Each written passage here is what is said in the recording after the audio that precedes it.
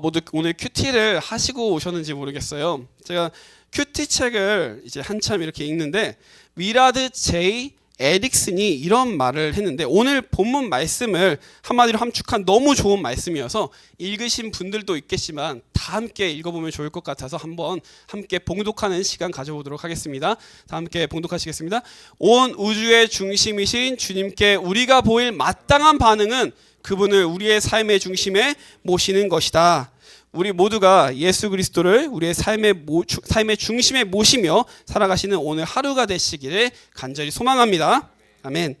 오늘은 나는 그리스도의 향기를 내는 꽃밭이라는 제목으로 말씀을 함께 나누려고 합니다. 오늘 말씀에서 예수님께서는 알페오의 아들 레위, 다른 이름으로 우리가 마태라고 알고 있는 마태복음의 저자를 자신의 제자로 부르시는 장면이 등장을 합니다. 다 함께 14절을 함께 읽도록 하겠습니다. 또 지나가시다더니 알페오의 아들 레위가 세간에 앉아있는 것을 보시고 그에게 이르시되 나를 따르라 하시니 일어나 따르니라. 아멘. 여기서 성경은 레위가 세관에 앉아있었다라고 말을 합니다. 이를 통해서 우리가 유추해 볼 수 있는 것은요, 그가 세를 징수하는 곳에서 일하는 자였다라고 해석을 할 수 있습니다.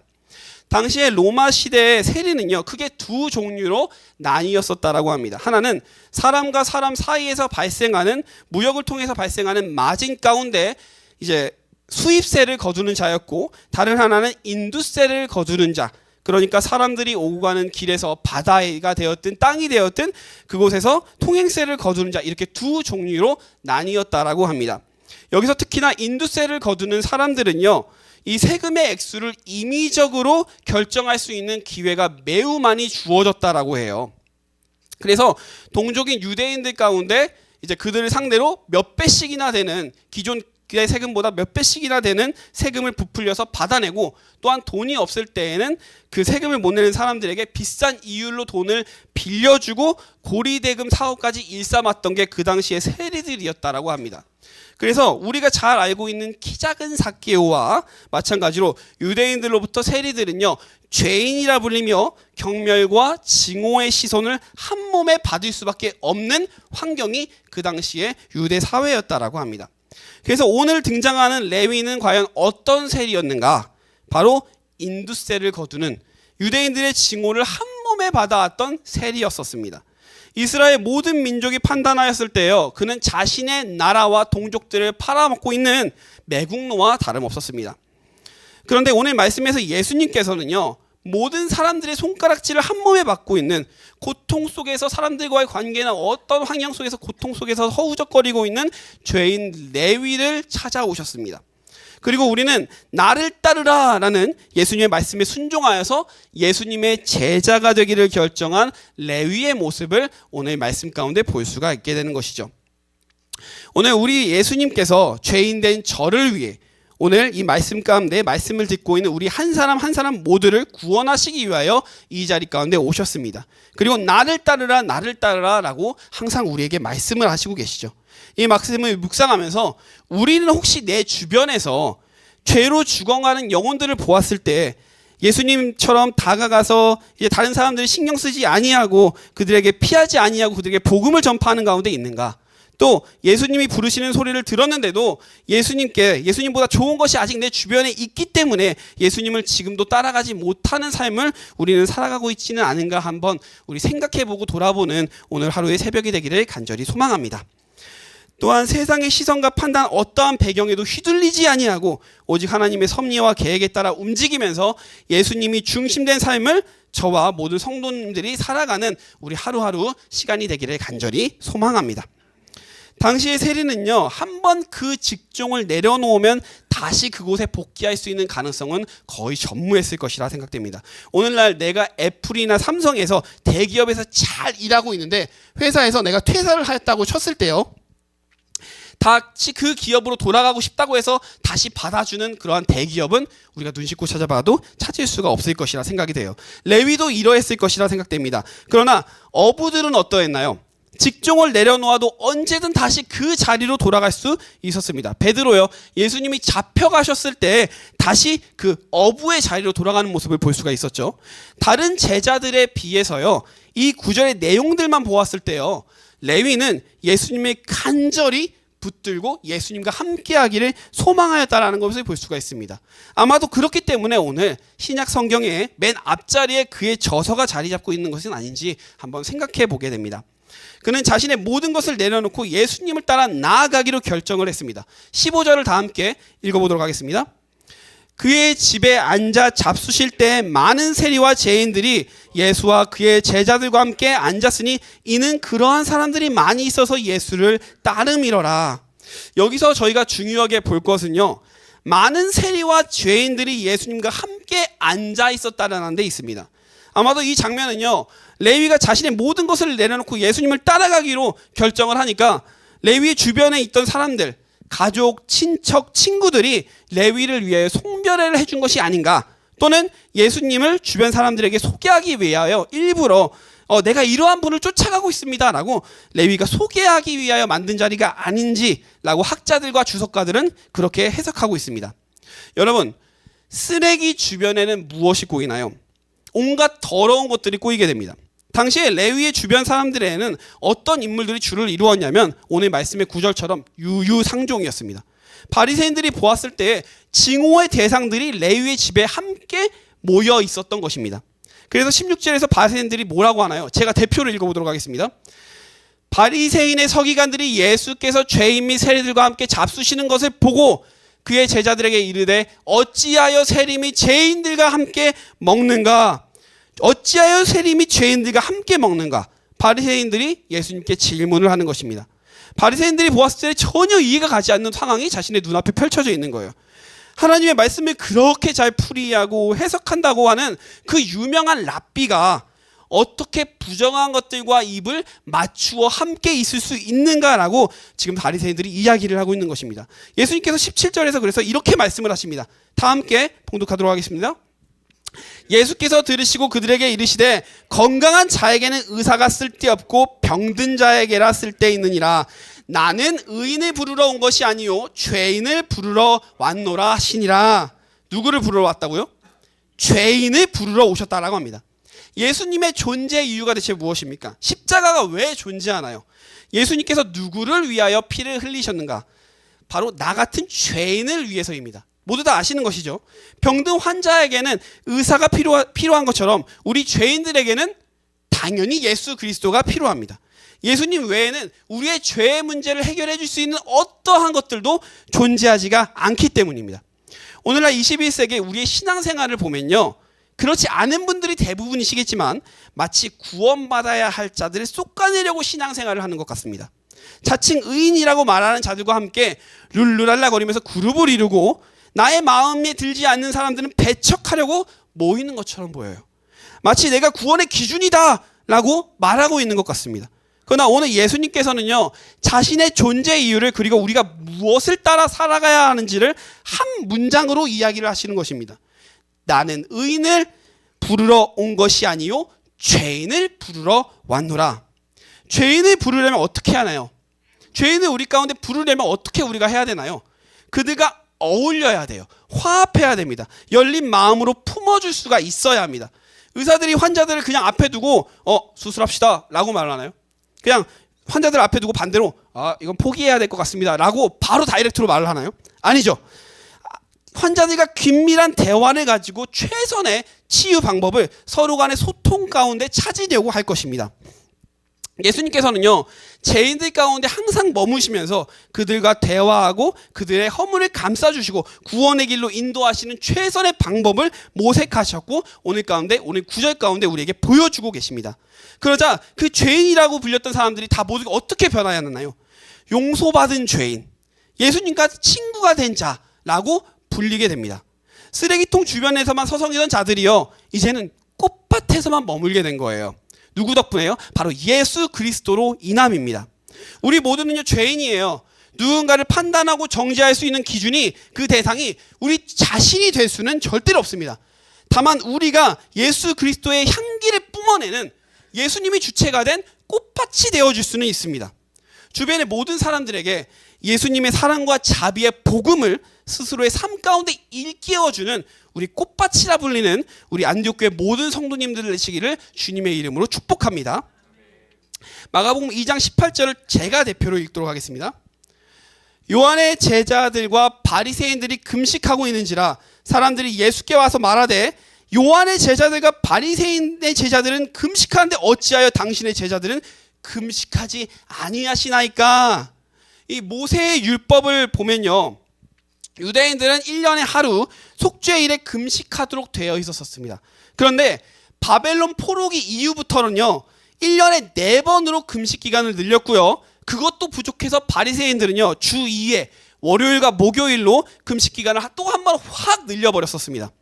그러니까 이 금식 기간은요 결국에 누가 정한 건가요? 마지막에는 하나님께서 그렇게 일주일에 2번씩 하라고 명령을 하셨나요?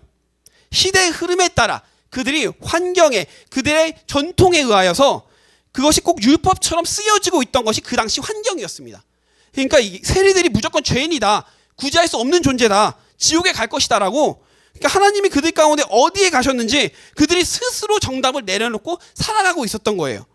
오늘 9절에 등장하는 바리새인들의 모습은요, 유월절의 주인이신 예수님께 그들의 전통과 법을 강조했습니다. 지키지 않으니까 당신도 죄인 아닙니까? 라고 유월절의 주인 되신 예수 그리스도께 말씀하고 있는 거예요. 적반하장으로 말하고 있었던 것입니다. 그렇다면 교회 안에서의 우리의 모습은 또한 어떠할까요? 이 과거의 이야기인데요, 과거에는 교회에서 피아노를 치고 드럼을 치고 악기를 사용하는 것이 불법이다라고, 오직 무반주로 사람의 목소리로만 연주해야 된다라고 주장하던 이 교회들이 있었습니다. 신약 성경 어디에도 교회가 악기를 활용했던 사례가 없다라는 것이 그 이유였어요. 그렇다면 이것이 사실이라면요, 오늘날 우리 안디옥 교회는 교회인가요? 성경에 어디에도요 예배 가운데 악기를 사용하지 마세요라는 구절은 눈 씻고 찾아봐도 우리가 찾을 수가 없습니다. 여기서 말하고 싶은 것이 과연 무엇인가? 스스로 예배의 주인이 되지 말라고 하는 것입니다. 예배의 주인은 예배를 받으시는 분, 우리의 금식 가운데 일어나는 간절한 기도를 받으시는 분, 오직 한 분 삼위일체 하나님 예수 그리스도 단 한 분뿐이십니다. 우리의 영과 육을 깨우시는 주님의 말씀에 모든 포커스를 맞추는 우리 모두가 되기를 간절히 소망합니다. 예수님은 죄인을 위하여 이 땅 가운데 오셨습니다. 모든 죄인들의 희망이신 분이 바로 예수 그리스도이십니다. 환자에게 의사가 필요하듯이 우리가 죄의 문제를 회개하고 영적으로 해결받으려면, 살아나려면, 치유받으려면 우리의 구원자 되신 예수 그리스도의 오직 말씀에만 포커스를 맞추는 삶이 되어야 할 것입니다. 오늘 말씀을 시작하기 전에 미라드 제이 에릭슨이 하였던 말이 있었죠. 우리 다시 한번 보도록 하겠습니다. 온 우주의 중심이신 주님께 우리가 보일 마땅한 반응은 그분을 우리의 삶의 중심에 모시는 것이다. 사람이나 환경이나 여러 다른 요소들은 필요가 없습니다. 우리 구주 예수 그리스도만 바라보면 자비의 하나님, 사랑의 하나님, 용서의 하나님, 치유의 하나님, 응답하시는 하나님, 그분 한 분만을 바라보며 우리 모두가 신앙생활을 하기를 간절히 소망합니다. 19절과 20절은 제가 한번 읽어보도록 하겠습니다. 예수께서 그들에게 이르시되 혼인집 손님이 신랑과 함께 있을 때에 금식할 수 있느냐? 신랑과 함께 있을 동안에는 금식할 수가 없느니라. 그러나 신랑을 빼앗길 날이 이르니 그날에는 금식할 것이니라. 율법의 완성은 예수 그리스도를 통하여서 이루어졌습니다. 예수 그리스도께서 제자들과 함께 하신 것은요, 그들에게 구원의 주체가 그들과 함께 머물렀고 함께 생활했다는 것을 말해줍니다. 더 이상 유대인들의 인간적인 생각과 전통으로 뒤죽박죽 되어버린 그 율법을 따라 얽매이며 살아갈 필요가 없다라는 것을 의미합니다. 이것을 알고 있다면요, 우리가 절대로 슬퍼할 필요도 없고요, 금식으로 우리가 이제 시간을 소비할 필요가 없었던 것이에요. 오직 예수 그리스도의 말씀을 따라서 그 구원 사역에 함께 임하면 되었던 것입니다. 그러나 예수 그리스도의 3년간의 구원 사역을 통하여서요, 복음 가운데 기뻐야 할 우리 기간들도 있었겠지만요, 이로 인해서 우리가 감내해야 할, 받아야 할 고통과 연단의 시간도 있음을 예수님께서 오늘 지금 방금 전에 읽었던 20절에서 이야기해 주시고 있는 것입니다. 바로 복음 때문에 받아야 할 고난, 예수 그리스도의 고난에 동참하는 그 날이 바로 금식을 하여야 할 날이다라는 것을 오늘 9절에서 이야기를 해주고 있는 것이죠. 21절과 22절은 다 함께 봉독하도록 하겠습니다. 생배 조각을 낡은 옷에 붙이는 자가 없나니 만일 그렇게 하면 기운 새 것이 낡은 그것을 당기어 헤어짐이 더하게 되느니라. 새 포도주를 낡은 가죽 부대에 넣는 자가 없나니 만일 그렇게 하면 새 포도주가 부대를 터뜨려 포도주와 부대를 버리게 되리라. 오직 새 포도주는 새 부대에 넣느니라 하시니라. 아멘. 예수님께서 우리에게 매우 쉽게 적절한 비유를 항상 전달해 주시면서 복음을 선포해 주셨는데요. 옛 언약 시내산에서 하나님께서 맺어주신 율법을 통한 성취는요, 새 언약 예수 그리스도의 십자가 죽음과 보혈을 통하여서 끝이 났습니다. 너무도 많은 것이 더해져서 변질되어 버린 옛 언약 가운데 우리가 그 새 언약을 가져다 부으면요, 예수님의 말씀은요, 아까 봉독하였던 21절의 말씀처럼 낡은 옷에 붙인 생배 조각처럼 되어버리는 거예요. 조그마한 열에도, 조그마한 스트레스에도요, 그것이 낡은 옷이 이렇게 움츠러지면서 꼬여버리는 것처럼 새 생배 조각 또한 움츠러지면서 꼬여버리는 거예요. 그러니까 새 언약으로 오신 예수 그리스도의 복음 또한 그런 같은 옛 언약처럼 되어버린다라고 오늘 말씀하시고 계시는 것이죠. 마찬가지로요, 낡은 가죽 부대에 신선한 포도주를 넣잖아요. 그러면요, 포도주가 가죽 부대 안에서요 발효가 되어버린다라고 합니다. 그러니까 팽창해서, 가스가 팽창해서요, 낡은 가죽 부대는 신축성이 없기 때문에 터져버릴 수밖에 없는 환경이 주어진다라고 해요. 포도주 또한 바닥에 쏟아져 버리는 대참사가 함께 일어나 버리는 것이죠. 예수 그리스도의 말씀은요, 우리가 모두 다 알고 있는 것처럼 폭발적인 생명력이 있습니다. 그분의 말씀은 옛 유대주의에 찌들어버린 인간의 전통과 생각에 변질되어버린 율법과 절대로 접목될 수가 없다라는 것을 오늘 성경에서는 우리 가운데 이야기를 해주고 있는 것입니다. 그런데 그렇다고 해서 우리가 모세의 율법을 필요로 없다, 사라졌다, 이제 우리가 쓰지 않는다라고 말하는 것은 아니에요. 마태복음 5장 17절에서 18절을 우리 다 함께 봉독해 보도록 하겠습니다. 내가 율법이나 선지자를 폐하러 온 줄 생각하지 말라. 폐하러 오런 것이 아니요 완전하게 하려 함이라. 진실로 너에게 이르노니 천지가 없어지기 전에는 율법의 일정 일획도 결코 없어지지 아니하고 다 이루리라. 아멘. 예수님께서 모든 것을 완성하셨습니다. 우리 모두가 이 사실을 믿고 나아가기를 간절히 소망을 합니다. 그렇게 우리는 절대로 예수 그리스도의 복음을 인간의 생각과 스스로의 의로 변질하는 사태를 만들어서는 안 됩니다. 제가요, 결혼이 이제 몇 달 남지 않았습니다. 그래서 이제 결혼 준비를 해야 돼요. 저를 이제 3년 전부터 제가 한어중고등부를 담당했을 때부터 저를 아시는 분들은 아실 거라 생각하실 텐데, 저를 이렇게 보면요, 지금 살이 매우 많이 쪘습니다. 실제로 제가 이제 비포 애프터 사진으로 비교를 해놓고 제가 카톡에서 저장해 놓고 있는데, 그래서 저의 배우자가 될 그분께서 몇 달 전부터 살 좀 빼라고 저에게 말씀을 하시더라고요. 결혼식장에 들어갈 때 가장 멋진 모습으로 들어가야 할 것이 아니냐라고 하면서 저를 설득하는데, 이 밤에요, 저는 그렇게 야식을 먹는 것을 좋아해요. 제가 사역이 끝나고 집에 들어가면요, 제 동생이 LA 갈비를 구워 놓습니다. 그러면서 저에게 밥을 해놔요, 먹으라고. 근데 그것도 참 고열량입니다. 적은 용량이 아니에요. 그런데 저는 그것을 맛있다고 얌얌쩝쩝 먹고 있습니다. 그러니까 먹으면 운동을 해야 되잖아요. 그런데요, 저는요, 다음에 하자 라면서 매번 저의 게으름을 온갖 있는 그대로 표현을 합니다. 그래서 저희가 이제 잠언 24장 33절에 보면 이런 구절이 있잖아요. 좀 더 자자, 좀 더 졸자, 손을 모으고 좀 더 눕자. 제가 그러한 모습으로 소파에서 엎드려져 있는 거예요. 그러니 배우자가 될 분이 보셨을 때 얼마나 한심하겠습니까? 그래서 극단적인 조치를 취하더라고요. 살을 5kg 이상 뺄 때까지는 절대로 데이트는 있을 수 없다. 교회에서 만나는 것이 우리의 마지막이다 라고 말하는 거예요. 그래서 제가 너무 다급해진 거예요. 그래서 지난주부터 운동을 시작하기 시작했습니다.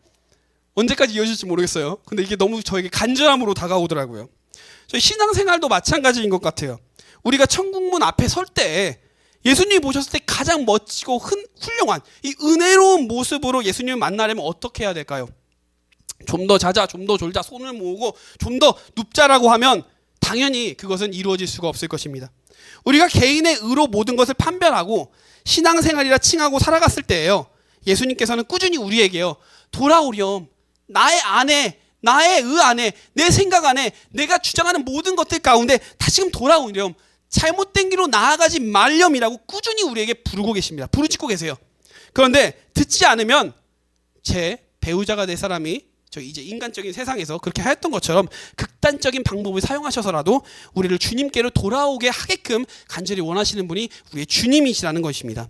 우리 모두가 오늘 말씀 내용처럼 나의 생각과 의로 무언가를 판단하는 것이 아니라요, 오직 예수 그리스도의 말씀에 의지하면서 예수님의 향기를 세상 가운데 뿜어내는 꽃밭이 되기를 간절히 소망합니다. 그렇게 주님의 이름으로 축복하고 우리 안디옥 교회 모든 분들이 예수 그리스도의 안에 거하기를 간절히 소망합니다.